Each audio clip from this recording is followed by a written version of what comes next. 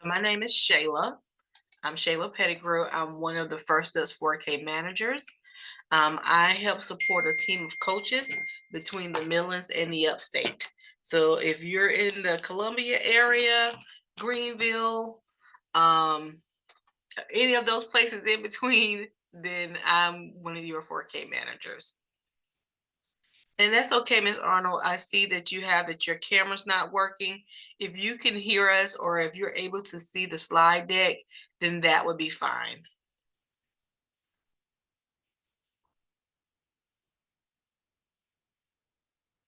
So I'm glad that you all are here. We had about 64 registered for this session. I'm going to go ahead and get started and just let them in as they come in. If you have any questions during the process, just feel free to put your questions in the chat, or you could unmute and ask those questions. There is no DSS training hours because this is a 30-minute session, so there won't be any training hours available for this. So just want you to know that up front.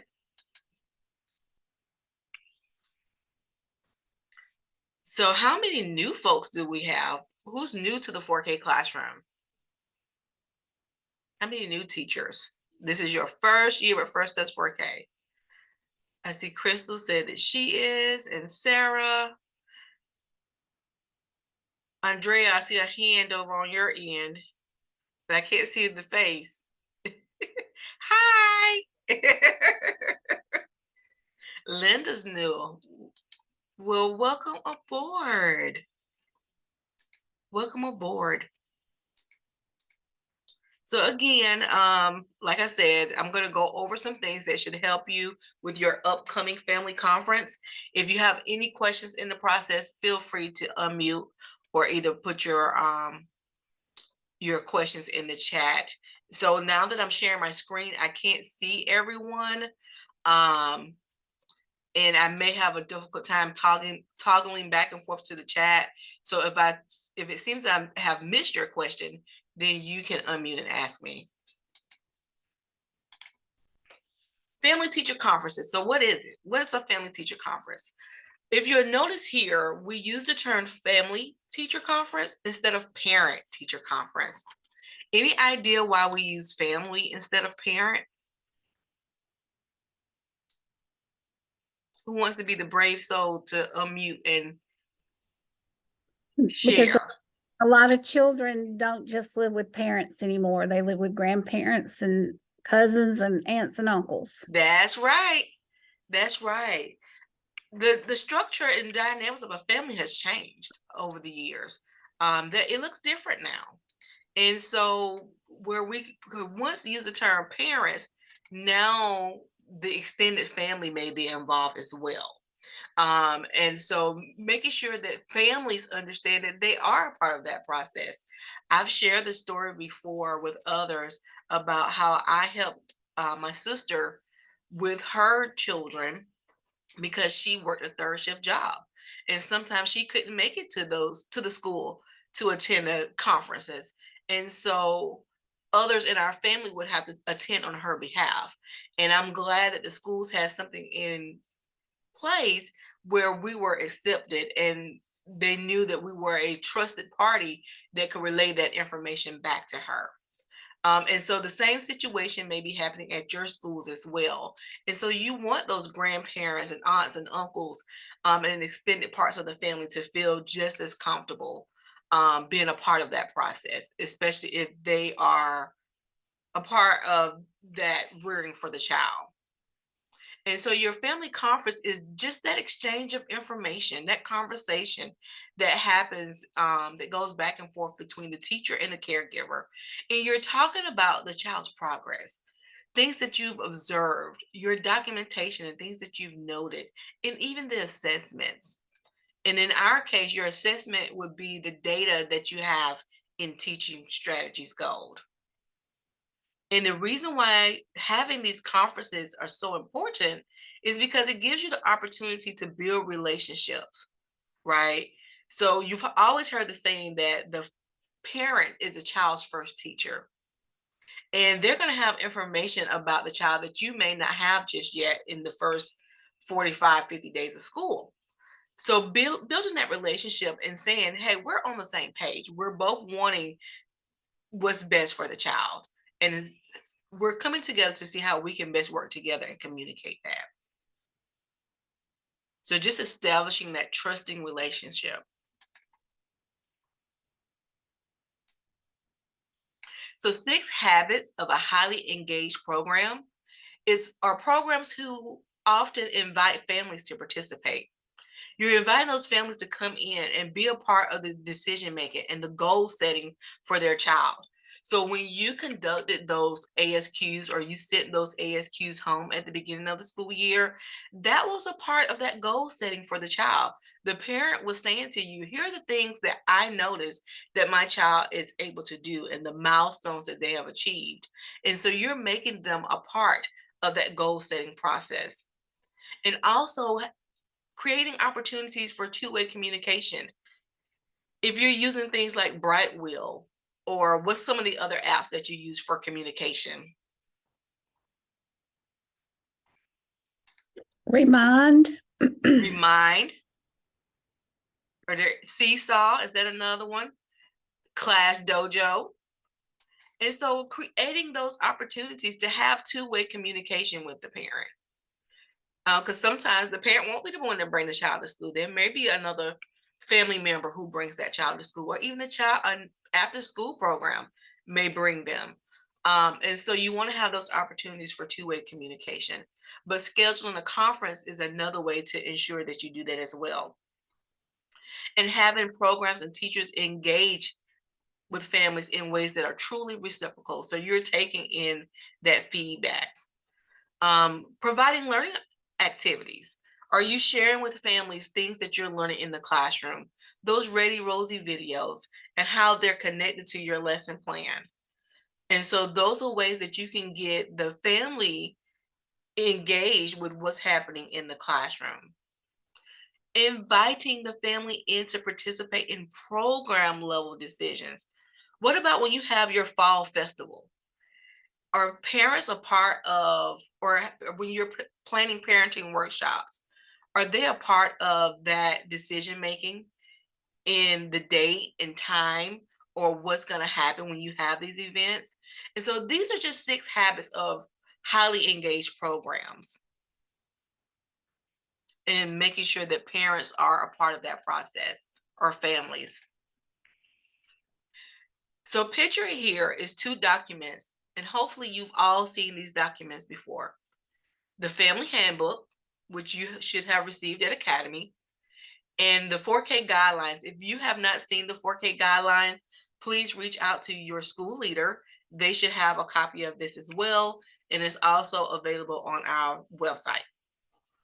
But I want to highlight to you, inside of these documents, it says that you would have at least 2 parent-teacher conferences throughout the school year, during which you will provide assessment data on the child's progress. So your first conference would be after checkpoints. You have fall checkpoints coming up soon, and that's when you want to start planning for your family conference. So you want to have at least 2. I would encourage you to have one after each checkpoint period. Even if they can't come into the school to have this conference, you still want to plan to have one, an opportunity to share that progress update.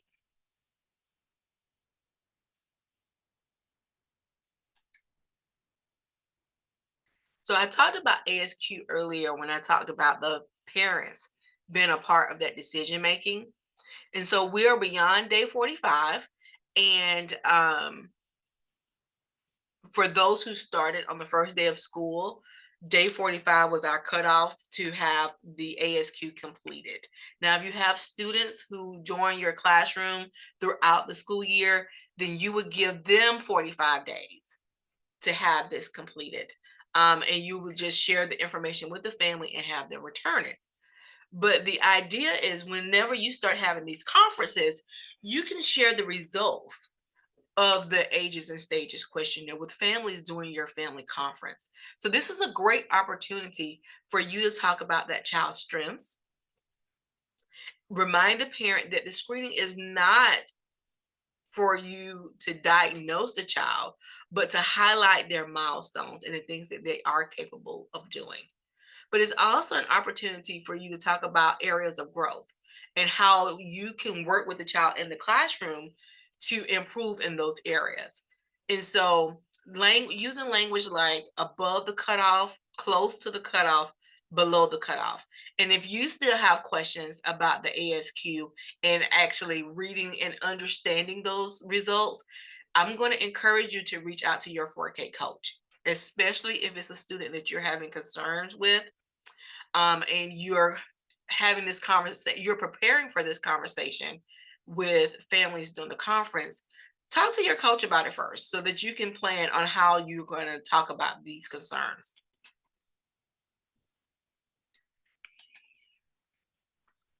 So, what does an ideal conference look like? What do I mean by welcoming environment? What do you think that means?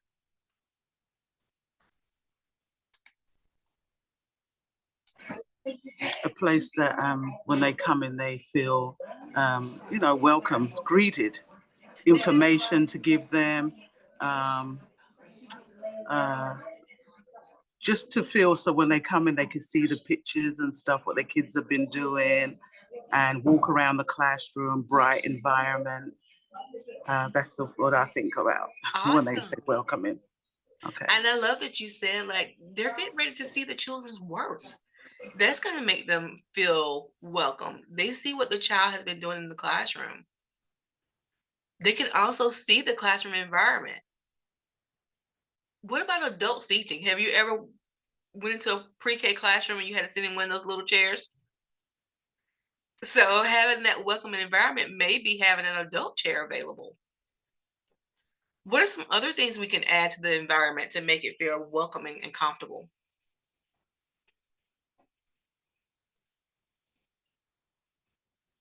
Maybe some juice There and you go. a little bit of snacks or something so they can come in and snack on while they're talking, some coffee. Yes. Coffee, picture wall, maybe bottled water if you have it. Absolutely. Paper and pencil if they need to take notes. So just having the environment prepared so that it is welcoming. Um, if you have, if there's a family that needs a translator, if you need to make those contacts before the and get that ready, having things available in the home language, preparing to have a strength-based conversation, so talking about the things that they are able to do and how are you going to work with that individual child. What strategies do you have for my child? Because it's always wonderful to hear about what the teacher is doing in the classroom overall, but I'm at this meeting to discuss what individual strategies that you would have for my child as well, and planning your next steps.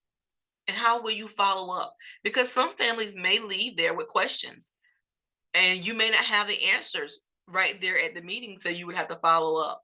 So just planning on how you're going to do those things. So I broke it down into 3 sections for you: before the conference, during the conference, and after. Before the conference, I want you to establish a location. Where are you going to be when you hold these conferences? Will the conference be in person? Is it going to be virtual? Will it be a phone call?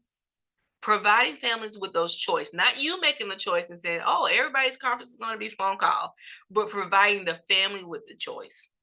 But if it's in person, where are you going to have it? In your classroom? Is there a different place inside the building that you're going to meet?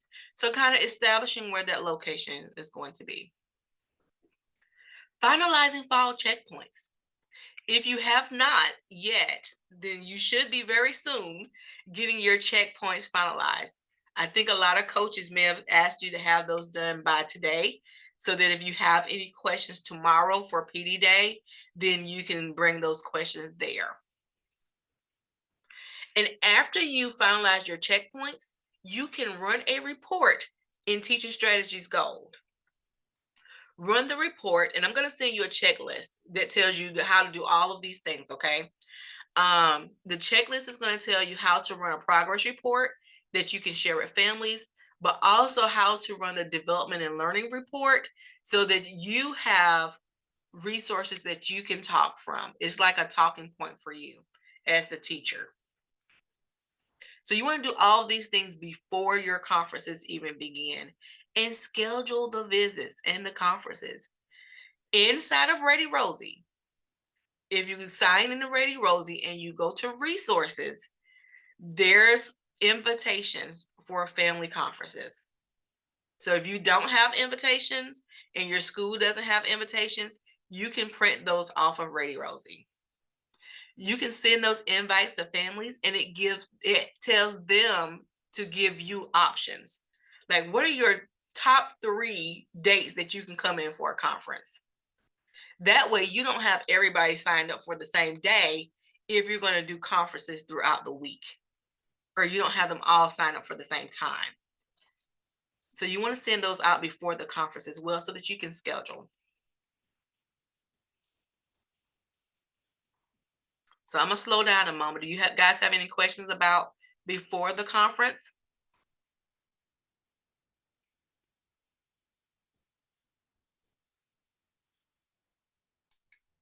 Okay, so during the conference, use clear and positive language. How many times have you been in a meeting and people have used acronyms or words about things that you have no idea what they're talking about? So you may say ASQ and a family may not know what that means. Or you may say TSG and they have no idea that that means Teaching Strategies Gold. So you want to make sure that you're using clear and positive language. You can send out those invitations now because conferences are going to happen the week of the 15th. And so you can start sending out those conferences, those invitations now so that you can get it scheduled. That was a great question, Crystal. During the conference, you want to be an active listener. So you don't want to be the one to always do all the talking. You want to also listen to them and actively listen because they may have some input as well. And provide them with questions to ask. I mean, you may think that as an adult that people will be comfortable coming into those scenarios, but even as adults, some people have a fear of coming to a school or have fears of conferences, or they're uncomfortable with it and they just don't know what questions to ask. And so you can provide, to make the parent or the family member feel more comfortable, you may can provide them with 4 or 5 questions that they may want to ask you. So this is going to be my opportunity for you to put in the chat or unmute and tell me, what questions do you think would be good for families to ask you during the conference? What are some things that they should want to know?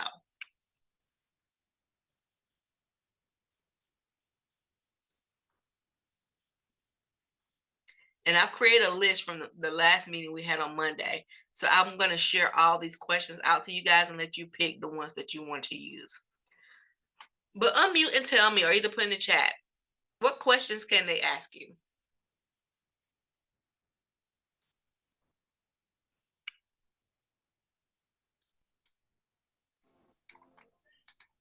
How does your child feel about coming to school? That's a good one. Let me get my notepad. How does your child feel about coming to school? That would be really Have they been singing any of the songs or talking about their day when they come? Ah, I like that question. What can I do at home? That's a good question for a parent to ask. How are we implementing emotions? How can I help my child's progress at home? Awesome. I'm trying to see if I can pull it up. I may have to stop sharing my screen. But progress at home. Okay. Any other questions that you think families would want to know? Or things that you may can give them to ask you? Maybe what's their favorite center to work in? Have they made any friends at school? Do they play with others? So I wouldn't give a list, a whole lot, maybe 4 or 5 questions. And all of your families may not even need those questions, right? Some are going to come with their own questions. But this would be just for the ones who may not know what to ask, and you can have that readily available.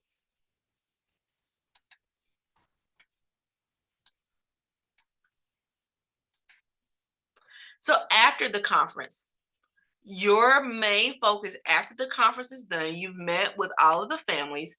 Now you want to follow up. Follow up with your coach and follow up with the families. You will follow up with the coach by ensuring that you send them a copy of your signature page. And I'm going to send you the signature page and all the documents that you need after we meet today. But there's a sign-in sheet where you're going to circle if you met with them in person, virtually, or by phone. And you're going to get parent signatures. Once you do that and you get all signatures, then you'll give your coach a copy of that form and you will keep a copy for your records. So following up with your coach, but also following up on any questions that the family may have had that you couldn't answer at that time. So all the resources that you'll need or that were shared in the slide deck, which the slide deck is going to be available to you on the 4K resource page. So I've already downloaded it. It's already there if you want to see this again. But the family handbook, the conference checklist, which I will email to you, the conference form, I'm going to email that to you as well. You can download your reports, and the Ready Rosie invitations is in the Ready Rosie website. What does he or she like to do? That's a good question, Miss Betty. That's another one we could add to our list of questions.